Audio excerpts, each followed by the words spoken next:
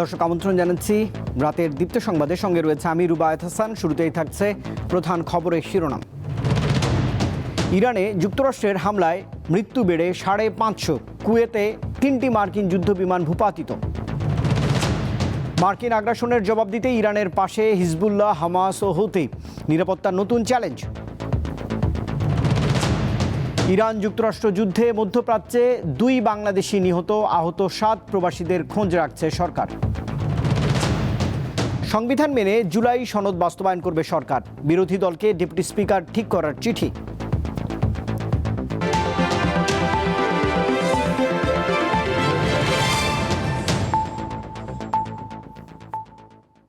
এবারে পুরো আয়োজন।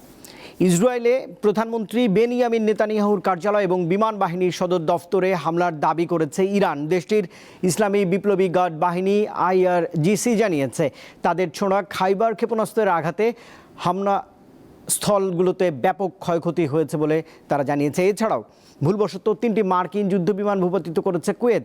এদিকে গত 3 দিনে মার্কিন এবং ইসরায়েলি হামলায় ইরানে প্রাণ গেছে 555 জনের। রক্তক্ষয়ী যুদ্ধে লিপ্ত যুক্তরাষ্ট্র, ইসরায়েল ও ইরান। পাল্টাপাল্টে হামলায় ক্ষতবিক্ষত গোটা মধ্যপ্রাচ্য। সোমবারও ইরানের রাজধানী তেহরান সহ বিভিন্ন জায়গায় হামলা চালায় যুক্তরাষ্ট্র ও ইসরায়েল। ইরানের নাতানজ পরমাণু কেন্দ্রে বিমান হামলার অভিযোগ তুলেছে তেহরান, যদিও এই বিষয়ে মুখ খোলেনি ওয়াশিংটন ও তেল আবিব। এছাড়া ইরানের মধ্যাঞ্চলীয় শহর ইস্পাহানের একটি পারমাণবিক স্থাপনা ও বিমান ঘাটের কাছেও বিকট শব্দ শোনা গেছে। এদিকে হামলায় আহত আয়াতুল্লাহ আলী খামেনির স্ত্রী মারা গেছেন বলে জানিয়েছে ইরান কর্তৃপক্ষ। শনিবার মার্কিন ইসরায়েলি হামলায় তিনি আহত হয়েছিলেন। শনিবার থেকে শুরু হওয়া যুক্তরাষ্ট্র ইসরায়েলের যৌথ হামলায় ইরানে এ পর্যন্ত কয়েক হাজার মানুষ হতাহত হয়েছে। রেড ক্রিসেন্ট জানায় গত 3 দিনে ইরানের 131টি আবাসিক এলাকায় হামলা চালানোর কথা জানায় সংস্থাটি। বসে নেই ইরানও। নেতানিয়াহুর কার্যালয়ে শক্তিশালী ক্ষেপণাস্ত্র হামলার কথা জানিয়েছে দেশটির সামরিক বাহিনী। একই সাথে ইসরায়েলের হাইফা শহরে অবস্থিত নিরাপত্তা ও সামরিক কেন্দ্রগুলোকেও লক্ষ্যবস্তুতে পরিণত করছে IRGC। এছাড়া মধ্যপ্রাচ্য জুড়ে বিস্তৃত যুক্তরাষ্ট্রের বিভিন্ন সামরিক স্থাপনায় হামলা অব্যাহত রেখেছে তেহরান। সোমবার কুয়েতের একটি মার্কিন বিমান ঘাঁটিতে হামলা চালায় ইরানের সেনাবাহিনী। অপরদিকে ভুলবশত গুলি করে 3টি মার্কিন যুদ্ধবিমান বিধ্বস্ত করার কথা জানিয়েছে কুয়েতের প্রতিরক্ষা মন্ত্রণালয়। পাশাপাশি সংযুক্ত আরব আমিরাতের দুবাই ও আবুধাবি, কাতারের দোহা ও বাহরাইনের মানামাতেও নতুন বিস্ফোরণের শব্দ শোনা গেছে। ইসরায়েলে হিজবুল্লাহ হামলা চালানোর পর লেবানন জুড়ে আগ্রাসন শুরু করেছে নেতানিয়াহু বাহিনী। লেবাননের দক্ষিণাঞ্চল এবং রাজধানী বৈরুতের একটি উপশহরে হামলা চালিয়ে অন্তত 31 জনকে হত্যা করেছে ইসরায়েল। এই অবস্থায় লেবানন ছেড়ে পালাচ্ছেন বাসিন্দারা। দেশটির প্রায় 50টি গ্রামের সবাইকে এলাকা থেকে সরে যাওয়ার নির্দেশ দিয়েছে ইসরায়েলি সেনাবাহিনী। আশরাফ শুভ, দীপ্ত, বার্তা কক্ষ। ইরানের সর্বোচ্চ নেতা আয়াতুল্লাহ আলী খামেনি নিহত হওয়ার পর দেশটির নেতৃত্ব দিচ্ছেন 3 সদস্যের লিডারশিপ কাউন্সিল। নতুন নেতা নির্বাচিত না হওয়া পর্যন্ত তারাই দেশ পরিচালনা করবেন। অবশ্য আগামীকালের মধ্যে সর্বোচ্চ নেতার নাম ঘোষণা করা হতে পারে। 28 ফেব্রুয়ারি সকালে ইরান জুড়ে যৌথ হামলা চালায় যুক্তরাষ্ট্র ও ইসরায়েল। এতে প্রাণ হারান সর্বোচ্চ নেতা আয়াতুল্লাহ আলী খামেনি। ফলে নেতৃত্ব শূন্য হয়ে পড়ে তেল গ্যাস সমৃদ্ধ এই দেশ। অবশ্য খামেনি নিহত হওয়ার একদিন পরই সংবিধান অনুযায়ী একটি লিডারশিপ কাউন্সিল গঠন করেছে ইরান। আইন অনুযায়ী পরবর্তী সর্বোচ্চ নেতা নির্বাচিত না হওয়া পর্যন্ত এই কাউন্সিলের সদস্যরাই দেশ পরিচালনা করবেন। তারা হলেন প্রেসিডেন্ট মাসুদ পেজেশকিয়ান, বিচার বিভাগের প্রধান গোলাম হোসেন মোহসেনি এজেই ও গার্ডিয়ান কাউন্সিলের সদস্য আলী রেজা আরাফি। ইরানের ধর্মীয় ও রাজনৈতিক অঙ্গনের অত্যন্ত প্রভাবশালী আলী রেজা আরাফি শীর্ষ পর্যায়ের এই কট্টরপন্থী শিয়া আলেম আয়াতুল্লাহ আলী খামেনির অত্যন্ত বিশ্বস্ত হিসেবে পরিচিত। লিডারশিপ কাউন্সিলের সদস্য বর্তমান প্রেসিডেন্ট মাসুদ পেজেশকিয়ান সংস্কারবাদী রাজনীতিবিদ। প্রেসিডেন্ট হওয়ার আগে বিভিন্ন সময় তিনি ইরানের শাসন ব্যবস্থার সমালোচনা করেন। প্রেসিডেন্ট খাতামির শাসনামলে 2001 থেকে 2005 সাল পর্যন্ত স্বাস্থ্যমন্ত্রী ছিলেন পেজেশকিয়ান। লিডারশিপ কাউন্সিলের আরেক সদস্য বিচার বিভাগের প্রধান গোলাম হোসেন মোহসেনি এজেই। 2021 সাল থেকে তিনি এ পদে আছেন। মোহসেনী একজন কট্টরপন্থী ইসলামী আইনজ্ঞ। তার বিরুদ্ধে ভিন্ন মতাবলম্বীদের দমন ও মৃত্যুদণ্ড জারির অভিযোগ রয়েছে। এরই মধ্যে ইরানের নতুন সর্বোচ্চ নেতা নির্বাচনের প্রক্রিয়া শুরু হয়েছে বলে জানিয়েছেন পররাষ্ট্রমন্ত্রী আব্বাস আরাকচি। আজ বা আগামীকালের মধ্যেই চূড়ান্ত সিদ্ধান্ত আসতে পারে। বর্তমানে কোনো প্রশাসনিক শূন্যতা নেই এবং রাষ্ট্রীয় প্রতিষ্ঠানগুলো স্বাভাবিকভাবে কাজ করছে বলে জানান পররাষ্ট্রমন্ত্রী। ইশরাত সুমা, দীপ্ত বার্তা কক্ষ। ইরানের সর্বোচ্চ ধর্মীয় নেতা আয়াতুল্লাহ আলী খামেনিকে হত্যার পর ইরানে শাসক পরিবর্তনের প্রচেষ্টা করছে যুক্তরাষ্ট্র। এজন্য ইরানের আরও কয়েকজন নেতা রয়েছে বলে তাদের হিটলিস্টে। চলতি বছরের 27 ফেব্রুয়ারি যৌথভাবে ইরানকে নিশানা করে ইসরায়েল এবং যুক্তরাষ্ট্র। ওই দিন ভোরে সাবেক পারস্য দেশের রাজধানী তেহরান সহ একাধিক শহরে আছড়ে পড়ে তাদের ছোড়া একাধিক ক্ষেপণাস্ত্র ও ড্রোন। ইহুদিরা এই অভিযানের নাম রেখেছে অপারেশন লায়ন্স রোর বা সিংহের গর্জন, আর যুক্তরাষ্ট্রের আক্রমণের পোশাকি নাম অপারেশন এপিক ফিউরি বা মহাকাব্যিক ক্রোধ। এরই মধ্যে ইরানের সর্বোচ্চ নেতার মৃতদেহের ছবি দেখানো হয়েছে যুক্তরাষ্ট্রের প্রেসিডেন্ট ডোনাল্ড ট্রাম্পকে। তারপরই তেহরানে ইসলামীয় প্রজাতন্ত্রের পতন শুধু সময়ের অপেক্ষা বলে চলছে জল্পনা। যদিও প্রতিরক্ষা বিশ্লেষকদের দাবি, সেটা করতে হলে পারস্য উপসাগরের কোলের দেশটিতে ক্ষমতায় শীর্ষে থাকা অন্তত 10 জন নেতাকে সরাতে হবে ইহুদি ও আমেরিকানদের। এ ব্যাপারে একটি বিস্তারিত প্রতিবেদন প্রকাশ করেছে জেরুজালেম পোস্ট। ইহুদি সংবাদ মাধ্যমটির দাবি, ইরানে ক্ষমতার ভরকেন্দ্র যে 10 নেতার মধ্যে ঘুরপাক খাচ্ছে তাদের মধ্যে 5 জনকে হত্যা করা গেছে। বাকিদেরও শেষ করতে মোসাদ যে মরিয়া চেষ্টা চালাচ্ছে তাতে কোনো সন্দেহ নেই। শুধু তাই নয়, ইসরায়েলি গুপ্তচর সংস্থার হিট লিস্টে আছে তেহরানের 1 ডজন সেনা কমান্ডার। বিশেষজ্ঞদের দাবি, ইরানের উপর সম্পূর্ণ নিয়ন্ত্রণ পেতে ইহুদি ও মার্কিন সেনাকে পরবর্তী ধাপে সরাতে হবে মাসুদ পেজেশকিয়ানকে। 27 তারিখের অভিযানে তাকেও পৃথিবী থেকে সরিয়ে দেওয়ার মরিয়া চেষ্টা করেছিল ইসরায়েল এবং যুক্তরাষ্ট্রের যৌথ বাহিনী। আপাতত প্রাণে বেঁচে গেছেন তিনি। দ্বিতীয় শক্তিশালী নেতা হলেন মোহাম্মদ বাঘের কালিবাফ। ইরানি পার্লামেন্ট মজলিসের অধ্যক্ষ বা স্পিকার পদে রয়েছেন তিনি। পাশাপাশি যুদ্ধকালীন পরিস্থিতিতে শিয়া ফৌজের কমান্ডারদের ডেপুটি হিসেবে কাজ করার অভিজ্ঞতা রয়েছে তার। এই তালিকায় নাম রয়েছে ইরানের সুপ্রিম ন্যাশনাল সিকিউরিটি কাউন্সিলের সচিব আলী লারিজানির। তাকে তেহরানের বিদেশ নীতির শেষ কথা বলা যেতে পারে। ইসরায়েল এবং মার্কিন সেনার জন্য সবচেয়ে বড় কাঁটা হতে পারেন খামেনির পুত্র মুস্তফা। ইরানের রাজনীতিতে প্রকাশ্যে খুব একটা দেখা যায় না তাকে। জানা যায় গুপ্তস্থান থেকে আইআরজিসিকে নিয়ন্ত্রণ করেন তিনি। এছাড়াও আব্বাস আরাকচি এবং সাদেক লারিজানিও লক্ষ্য হিসেবে রয়েছেন।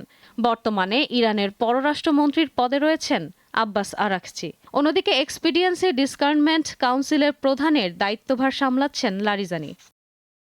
1 দশকের বেশি সময় ধরে ইরানের নিরাপত্তা ও পরমাণু বিষয়ক সর্বোচ্চ নেতার সিনিয়র উপদেষ্টা পদে ছিলেন আলী শামখানি। বেশ কিছুদিন আইআরজিসির নৌবাহিনীর কমান্ডার হিসেবেও কাজ করেন তিনি। গত বছরের জুনে ইসরায়েলের বিরুদ্ধে যুদ্ধ চলাকালীন তিনি মারা গিয়েছেন বলে খবর ছড়িয়ে পড়ে। কিন্তু লড়াই থামতেই গোপন ডেরা থেকে বেরিয়ে এসে সবাইকে চমকে দেন শামখানি। রয়টার্সের প্রতিবেদন অনুযায়ী সিআইএর তালিকায় আছে আরও বেশ কয়েকটি নাম। তাছাড়া মার্কিন গোয়েন্দারা মনে করেন অচিরেই খামেনির জায়গা নেবেন অন্য কেউ। সেই দিকেই ধাপে ধাপে এগোচ্ছে তেহরান। আর তাই খামেনির মৃত্যুতে এখনই যুদ্ধ থামাতে রাজি নন ট্রাম্প। ইশরাত সুমা, দীপ্ত বার্তা কক্ষ। যুক্তরাষ্ট্র ও ইসরায়েলের বিরুদ্ধে চলমান যুদ্ধে ইরানের সঙ্গে যোগ দেওয়ার ঘোষণা দিয়েছে হিজবুল্লাহ, হামাস ও হুতি। খামেনির মৃত্যুর পর যুদ্ধের প্রস্তুতি নেওয়া শুরু করেছে তেহরানের শরিক গোষ্ঠীগুলো। ইরানের মিত্রদের এই শক্ত অবস্থান ওয়াশিংটন ও তেল আবিবের জন্য নতুন নিরাপত্তা চ্যালেঞ্জ তৈরি করবে বলে মনে করছেন বিশ্লেষকরা। ইরানে যুক্তরাষ্ট্র ও ইসরায়েলের যৌথ অভিযানের পর থেকেই মধ্যপ্রাচ্য জুড়ে বিরাজ করছে নজিরবিহীন অস্থিরতা ও অনিশ্চয়তা। আয়াতুল্লাহ আলী খামেনির মৃত্যুর পর যা আরও চরমে পৌঁছেছে। এ অবস্থায় তেহরানের পাশে দাঁড়িয়েছে ইরান নেতৃত্বাধীন এক্সেস অফ রেজিস্ট্যান্সের শরিক দলগুলো। খামেনি হত্যার প্রতিশোধ নিতে একযোগে যুক্তরাষ্ট্র ও ইসরায়েলের বিরুদ্ধে যুদ্ধে নামছে জোটের শক্তিধর গোষ্ঠী হিজবুল্লাহ, হামাস ও হুতি বাহিনী। লেবাননের সশস্ত্র গোষ্ঠী হিজবুল্লাহ জানিয়েছে তারা যুক্তরাষ্ট্র ও ইসরায়েলের আগ্রাসন রুখে দিতে সম্পূর্ণ প্রস্তুত। এর মধ্যেই ইসরায়েলের হাইফা শহরের একটি সামরিক ঘাঁটিতে হামলাও চালিয়েছে তারা। এদিকে ফিলিস্তিনি গোষ্ঠী হামাস খামেনির হত্যাকাণ্ডকে জঘন্য অপরাধ হিসেবে বর্ণনা করেছে। এর জন্য যুক্তরাষ্ট্র ও ইসরায়েলকে ভয়াবহ পরিণাম ভোগ করতে হবে বলেও হুঁশিয়ারি দিয়েছে হামাস নেতারা। উত্তেজনার রেশ ছড়িয়ে পড়েছে ইয়েমেন পর্যন্ত। দেশটির হুতি বিদ্রোহীরা সরাসরি যুদ্ধের ইঙ্গিত দিয়ে যে কোনো মাত্রার সংঘাত মোকাবেলার জন্য প্রস্তুত বলে জানিয়েছেন। পাশাপাশি লোহিত সাগরে পশ্চিমা বাণিজ্যিক জাহাজগুলোতে হামলা আরও জোরদারের হুঁশিয়ারিও দিয়েছে হুতি বাহিনী। বিশেষজ্ঞরা মনে করছেন ইরানের মিত্র গোষ্ঠীগুলো সরাসরি যুদ্ধে জড়িয়ে পড়লে সংঘাতের পরিধি শুধু ইরানের ভূখণ্ডে সীমাবদ্ধ থাকবে না, ছড়িয়ে পড়বে গোটা মধ্যপ্রাচ্যে, যা যুক্তরাষ্ট্র ও তাদের উপমহাসাগরীয় মিত্রদের জন্য মোটেও সুখকর হবে না। আশরাফ শুভ, দীপ্ত, বার্তাকক্ষ। মধ্যপ্রাচ্যে চলমান যুদ্ধে বাংলাদেশের কূটনীতিক অবস্থান প্রবাসীদের স্বার্থ বিবেচনা করেই নেওয়া হয়েছে। পররাষ্ট্র মন্ত্রণালয় চলমান পরিস্থিতি নিয়ে সোমবার আন্তঃমন্ত্রণালয় বৈঠকের পর এই অবস্থান জানান পররাষ্ট্রমন্ত্রী খলিলুর রহমান। যুদ্ধে এখন পর্যন্ত 2 বাংলাদেশির মৃত্যু হয়েছে, আহত হয়েছে 7 জন। ইরানের সর্বোচ্চ নেতা খামেনির মৃত্যুতে আনুষ্ঠানিক শোকও জানিয়েছে ঢাকা। ইরানে যুক্তরাষ্ট্র এবং ইসরায়েলের হামলার পর মধ্যপ্রাচ্যের মার্কিন ঘাঁটিগুলো লক্ষ্য করে পাল্টা হামলা চালায় ইরান। মধ্যপ্রাচ্যের বিভিন্ন দেশে থাকা যুক্তরাষ্ট্রের এসব ঘাঁটি রয়েছে। এমন বাস্তবতায় রাজপথে যুক্তরাষ্ট্র এবং ইসরায়েল বিরোধী বিক্ষোভ হলেও পররাষ্ট্র মন্ত্রণালয় কারো পক্ষে অবস্থান বা কারো বিপক্ষে নিন্দা জানায়নি। সোমবার পররাষ্ট্র মন্ত্রণালয়ে মধ্যপ্রাচ্য পরিস্থিতি নিয়ে জরুরি আন্তঃমন্ত্রণালয় বৈঠক অনুষ্ঠিত হয়। পররাষ্ট্র, প্রবাসী কল্যাণ, শ্রম ও বেসামরিক বিমান চলাচল মন্ত্রণালয়ের মন্ত্রী প্রতিমন্ত্রীরা বৈঠকে উপস্থিত ছিলেন। পরে এক বিবৃতিতে ইরানের সর্বোচ্চ নেতা আয়াতুল্লাহ আলী খামেনির মৃত্যুতে শোক জানায় বাংলাদেশ। আরেক বিবৃতিতে জানানো হয়, এখন পর্যন্ত সংযুক্ত আরব আমিরাত এবং বাহরাইনে 2 জন বাংলাদেশির মৃত্যুর খবর জেনেছে পররাষ্ট্র মন্ত্রণালয়। তথ্য ইনফরমেশন পাওয়ার পর যাদের ভিসার মেয়াদ শেষ হয়ে যাচ্ছে বা 1 দিন বা 2 দিন আছে, পরবর্তীতে তাদের এই ব্যবস্থা নেওয়ার জন্য আমাদের পক্ষ থেকে সব ধরনের সংশ্লিষ্ট এমবাসির সঙ্গে যোগাযোগ করে প্রয়োজনীয় ব্যবস্থা নেওয়া হয়। পররাষ্ট্রমন্ত্রী জানিয়েছেন, সোমবার কুয়েত, কাতার ও বাহরাইনের পররাষ্ট্র দফতরের শীর্ষ কর্তাদের সঙ্গে তিনি টেলিফোনে আলাপ করেছেন। প্রবাসীদের নিরাপত্তায় সকল প্রচেষ্টা জারি রেখেছে বাংলাদেশ সরকার। কুয়েতের পররাষ্ট্রমন্ত্রী এবং বাহরাইনের পররাষ্ট্রমন্ত্রী ফোন করেছিলেন এবং কাতারের পররাষ্ট্র প্রতিমন্ত্রী, তারা সকলে আমাদের নাগরিক যারা এ সমস্ত দেশে আছেন তাদের সম্পূর্ণ নিরাপত্তা এবং সুরক্ষা দেওয়ার ব্যাপারে তাদের পূর্ণ আশ্বাস দিয়েছেন। তিনি জানিয়েছেন, ইরানে যুক্তরাষ্ট্র ও ইসরায়েলের হামলা অব্যাহত থাকায় মধ্যপ্রাচ্যে থাকা প্রবাসী বাংলাদেশিদের খবর রাখছে পররাষ্ট্র মন্ত্রণালয়। রুবায়েত হাসান, দীপ্ত সংবাদ, ঢাকা। সংবিধানের আলোকেই জুলাই জাতীয় সনদ বাস্তবায়ন করতে চায় সরকার। এরই অংশ হিসেবে বিরোধী দলকে ডেপুটি স্পিকার নিয়োগের চিঠি দেওয়া হয়েছে বলে জানিয়েছেন স্বরাষ্ট্রমন্ত্রী। সোমবার সচিবালয়ে তিনি আরও জানিয়েছেন, সংসদের প্রথম অধিবেশনে ভাষণ দেবেন রাষ্ট্রপতি। এদিকে রাজধানী ঢাকাকে যানজটমুক্ত করার উপায় বের করতে বিশেষজ্ঞদের সঙ্গে আলোচনা শুরু করেছেন প্রধানমন্ত্রী তারেক রহমান। নিয়মিত কার্যকর্মসূচি অনুযায়ী সোমবার সকালে সচিবালয়ে নিজ দফতরে যান প্রধানমন্ত্রী তারেক রহমান। দিনের শুরুতেই রাজধানী ঢাকাকে যানজট মুক্ত করার লক্ষ্যে পরিবহন বিশেষজ্ঞদের সাথে কথা বলেন তিনি। একটা গণপরিবহনের একটা মেরুদণ্ড তৈরি হোক মেট্রোর মাধ্যমে, আর ঢাকাকে ডিসেন্ট্রালাইজ করার ব্যাপারেও কিন্তু ওনার বড় একটা আগ্রহ দেখলাম। এরপর দেশের সার্বিক পরিস্থিতি ও গুরুত্বপূর্ণ মন্ত্রণালয়গুলোর কর্মপরিকল্পনা জানতে মন্ত্রী প্রতিমন্ত্রীদের সাথে আলাদাভাবে কথা বলেন প্রধানমন্ত্রী। বৈঠক শেষে স্বরাষ্ট্রমন্ত্রী জানান, রাজনৈতিক সমঝোতার দলিল হিসেবে ঐক্যমত্যের ভিত্তিতে জুলাই জাতীয় সনদ বাস্তবায়ন শুরু করতে চায় সরকার, তবে তা হবে সংবিধানের আলোকে। জুলাই জাতীয় সনদের যে সমঝোতা আমরা করেছি যে ডেপুটি স্পিকার একজন বিরোধী দল থেকে মনোনীত হবেন বা নির্বাচিত হবেন, সেটা আমরা এখনই অফার করেছি। প্রধানমন্ত্রীর সাথে আলোচনার পর মুক্তিযুদ্ধ বিষয়ক মন্ত্রী জানান, আহত জুলাই যোদ্ধাদের ভাতা ও পুনর্বাসনে সরকার আন্তরিক। আর শিক্ষা প্রতিমন্ত্রী জানান, দায়িত্ব হস্তান্তর না হওয়া পর্যন্ত পদে বহাল থাকবেন ঢাকা বিশ্ববিদ্যালয়ের পদত্যাগী উপাচার্য। আমরা পার্মানেন্ট আবার নেক্সট ভিসি আমরা সঠিক যে পদ্ধতিগুলো একদম সঠিক পদ্ধতি, সেই পদ্ধতিগুলোর মাধ্যমেই আমরা এগিয়ে যাব। এবং মাননীয় প্রধানমন্ত্রী এটা নিয়ে জানতে চেয়েছেন বেস্ট প্রসিডিওর্স কি, গ্লোবাল বেস্ট প্র্যাকটিসেস কি। জুলাইতে যারা এই সংগ্রামে আহত শহীদ হয়েছে তাদের পরিবারকে লুক আফটার করার জন্যে একটা অধিদপ্তর করা হয়েছে মুক্তিযোদ্ধা মন্ত্রণালয়ের অধীনে, যেটা হলো জুলাই গণ অভ্যুত্থান পরিদপ্তর।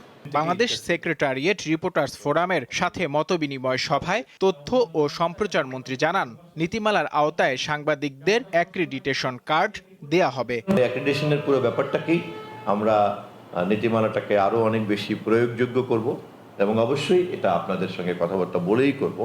নূর আলম, দীপ্ত সংবাদ, ঢাকা। এবারে আরএফএল ওয়ার্ড্রোব ঈদ বাজার।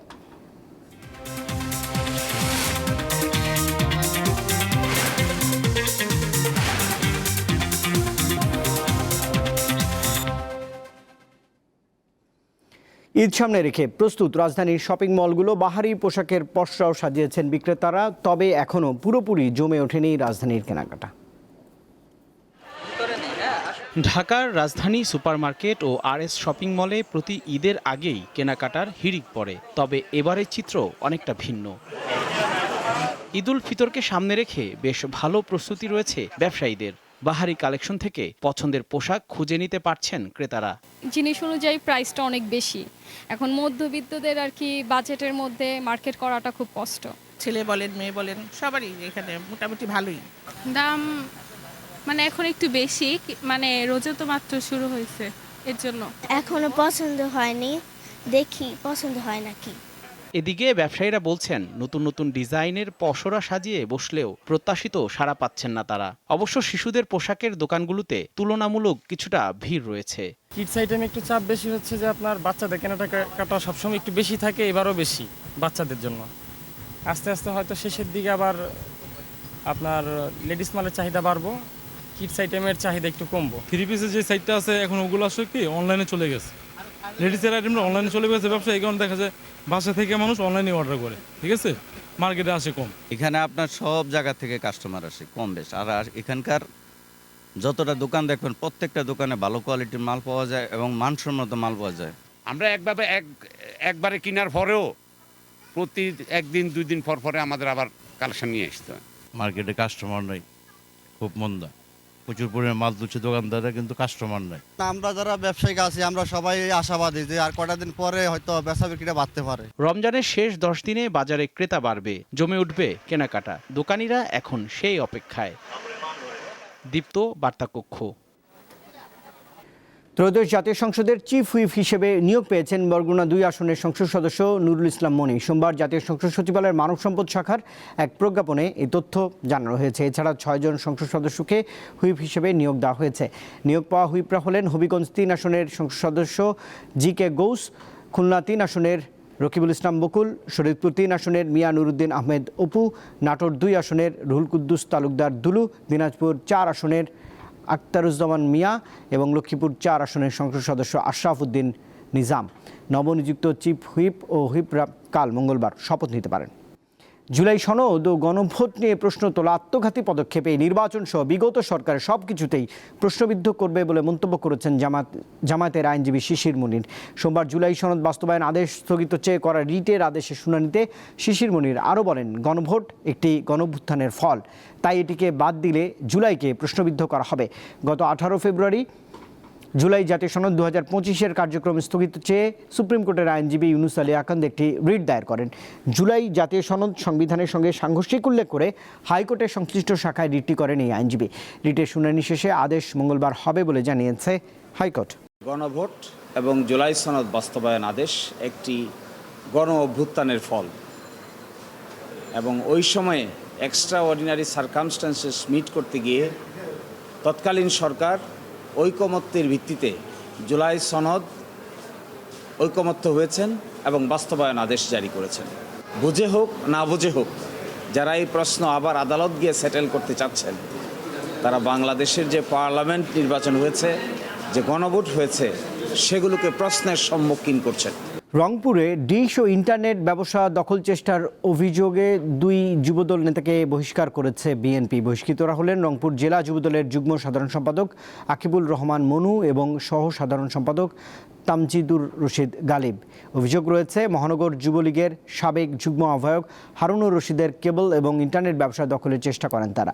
রবিবার বিকেলে আকিবুল রহমান মনু তার অনুসারীদের নিয়ে একটি অফিসে ঢুকে ভাঙচুর ও হামলা চালান। এ সময় বেডরুমে ঢুকে স্ত্রী সন্তানসহ গুলি করার হুমকি দেন তারা।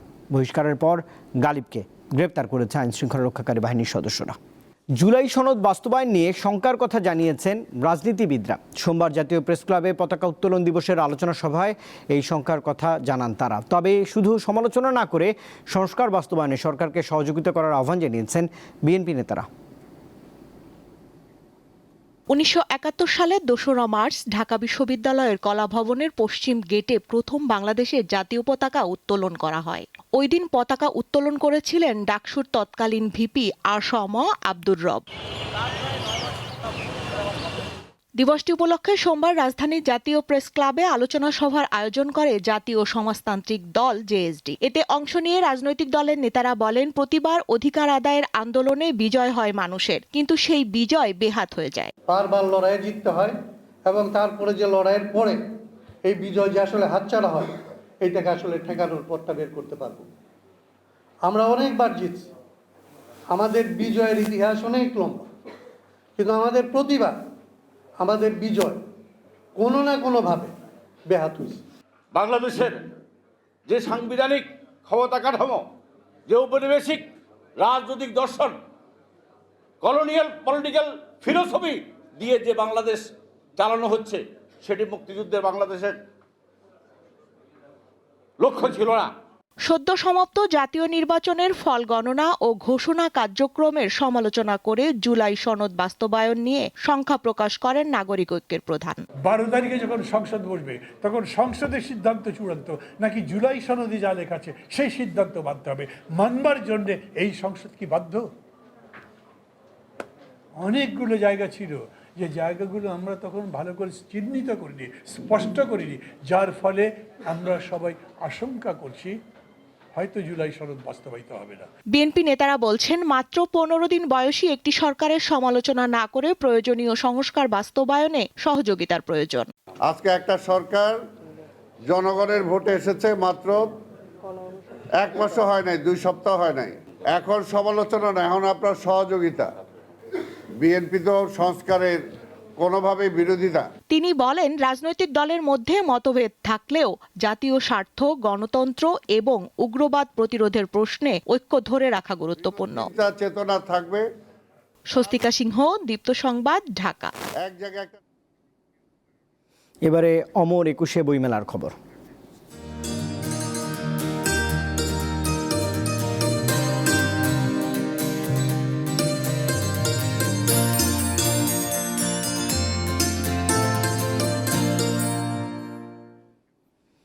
প্রতিবারের মতো এবারও বইমেলায় তরুণ তরুণীদের সরব উপস্থিতি, তবু তুলনামূলক কম। কেউ কেউ দল বেঁধে স্টলে ঘুরে দেখছেন নতুন বই, খুঁজছেন প্রিয় লেখকের প্রকাশনা।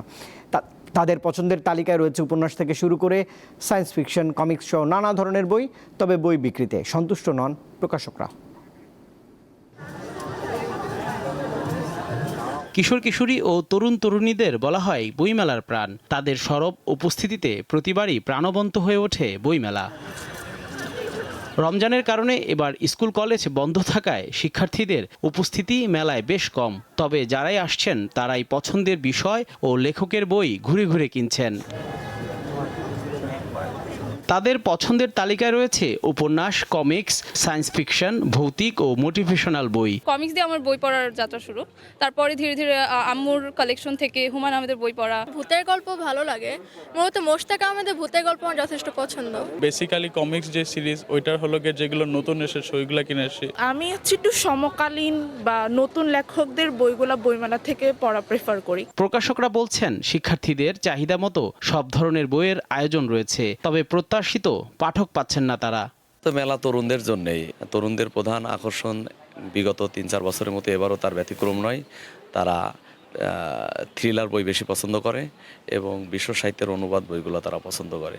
এবার সেল নিয়ে আমরা কেউ প্রত্যাশিত না, তারপরে আশা করব যে কম হলেও যেন একটা সম্মানজনক কিছু হয়। মেলার পঞ্চম দিন মঞ্চে লেখকদের নতুন বেশ কিছু বইয়ের মোড়ক উন্মোচন করা হয়। আমার 21শে বইমেলায় আমার একটা প্রথম বই এআই ডার্ক অ্যান্ড লাইট, আর এই বইটা লেখা হয়েছে মূলত এআইয়ের সম্ভাবনা, সংকট এবং দায়িত্ব নিয়ে। এদিন মেলায় নতুন বই এসেছে 40টি। এখন পর্যন্ত প্রকাশ পেয়েছে 136টি বই। জহুরুল মোহসান, দীপ্ত সংবাদ, ঢাকা। যুক্তরাষ্ট্র ইসরায়েলের আগ্রাসনের বিরুদ্ধে বিভিন্ন দেশে বিক্ষোভ অব্যাহত রয়েছে। এরই মধ্যে রবিবার পাকিস্তানের করাচি শহরে মার্কিন কনসুলেট ভবনের বাইরে গুলিবিদ্ধ হয়ে অন্তত 23 জন বিক্ষোভকারী নিহত হয়েছে।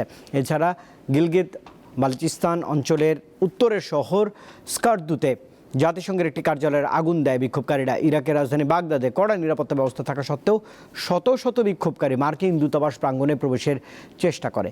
ভারত নিয়ন্ত্রিত কাশ্মীরেও কয়েক হাজার শিয়া মুসলিম বিক্ষোভ করেছে। ইরানে হামলার প্রতিবাদে খোদ যুক্তরাষ্ট্রেও বিক্ষোভ অনুষ্ঠিত হচ্ছে। দেশটির বিভিন্ন শহরের রাস্তায় নেমে এসেছে কিছু সংগঠন সহ প্রতিবাদী নাগরিকরা। এছাড়া ইতালি, ব্রাজিল, নেদারল্যান্ডস সহ বিভিন্ন দেশে বিক্ষোভ অব্যাহত রয়েছে।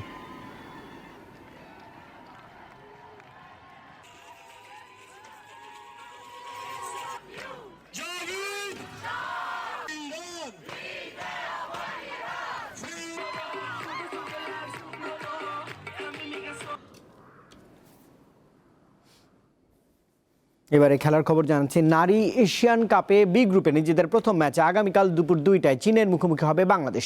প্রথমবারের মতো এই টুর্নামেন্ট খেলতে যাওয়া আফিয়াদের লক্ষ্য শক্তিশালী দলগুলোর বা প্রতিপক্ষের বিরুদ্ধে ভালো প্রত্যাশামতো খেলা। সাফের রানীরা এখন এশিয়ার শ্রেষ্ঠত্বের মঞ্চে। একেবারেই ভিন্ন কন্ডিশন, প্রতিপক্ষ বেশ শক্তিশালী, কিন্তু মনে থাকা সাহস আর আত্মবিশ্বাসকে একমাত্র পুঁজি করে অজিদের দেশে টুর্নামেন্টে বর্তমান চ্যাম্পিয়নদের মোকাবেলা করতে হবে বাংলাদেশ দলকে। প্রত্যাশা অনেক, সেই সাথে বাস্তবতাও বুঝতে হবে। শক্তিশালী প্রতিপক্ষের সাথে 90 মিনিট খেলতে হবে। মেয়েদের শুধু একটা কথাই বলেছি, মনোবল হারানো যাবে না। গেল আসরে শিরোপা জয়ের পাশাপাশি আরো 8 বার টুর্নামেন্টে ট্রফি জিতেছে চীন। তাতেই আজ করা যায় কতটা শক্তিশালী দলটি। তাই বলে বাংলাদেশকে হালকাভাবে নিচ্ছে না চীনারা। স্পষ্ট ভাষায় কোচ জানান বেশ চাপে রয়েছেন তারা। আমরা বর্তমান চ্যাম্পিয়ন, প্রথম ম্যাচটাই খেলবো বাংলাদেশের সাথে। এটাই আমাদের জন্য চাপের বিষয়। ওদের খেলা দেখেছি, দারুণ ফুটবলার আছে। আমি মনে করি না তাদের কোনো বাড়তি চাপ আছে। ফিফা র্যাঙ্কিং এ চীনের অবস্থান 17 আর বাংলাদেশ আছে 112 নম্বরে। মাঠের ফলাফলও পার্থক্যটা যে চোখে পড়বে তা সবারই জানা।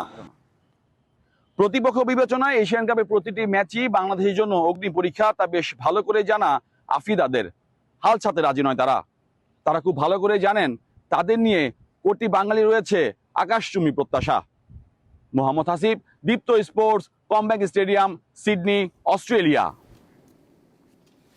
এদিকে নারী এশিয়ান কাপ ফুটবলে ইরানকে 3-0 গোলের বড় ব্যবধানে হারিয়েছে দক্ষিণ কোরিয়া। অস্ট্রেলিয়ার গোল্ড কোস্টে মেয়েদের এশিয়ান কাপে আজ নিজেদের প্রথম ম্যাচে খেলেছে ইরান। ম্যাচের 37 মিনিটে চো ইউ ব্রির গোলে এগিয়ে যায় দক্ষিণ কোরিয়া। বিরতির পর 59 মিনিটে পেনাল্টি কিক থেকে কিম হেই বি দ্বিতীয় এবং 75 মিনিটে ইউজিন কো দক্ষিণ কোরিয়ার হয়ে তৃতীয় গোলটি করেছেন। যুক্তরাষ্ট্র এবং ইসরায়েলের হামলায় ইরানে একের পর এক মৃত্যু বাড়ছে ধ্বংসস্তূপের সংখ্যা। এরই মধ্যে মাঠে নেমেছে ইরানের মেয়েরা।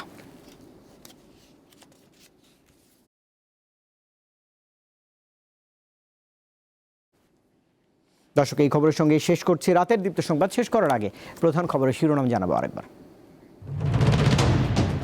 ইরানে যুক্তরাষ্ট্রের হামলায় মৃত্যু বেড়ে 550। কুয়েতে 3টি মার্কিন যুদ্ধবিমান ভূপাতিত। মার্কিন আগ্রাসনের জবাব দিতে ইরানের পাশে হিজবুল্লাহ, হামাস, হুতি। নিরাপত্তার নতুন চ্যালেঞ্জ। ইরান যুক্তরাষ্ট্র যুদ্ধে মধ্যপ্রাচ্যে 2 বাংলাদেশি নিহত, আহত 7 জন। প্রবাসীদের খোঁজ রাখছে সরকার। সংবিধান মেনেই জুলাই সনদ বাস্তবায়ন করবে সরকার। বিরোধী দলকে ডেপুটি স্পিকার ঠিক করার চিঠি।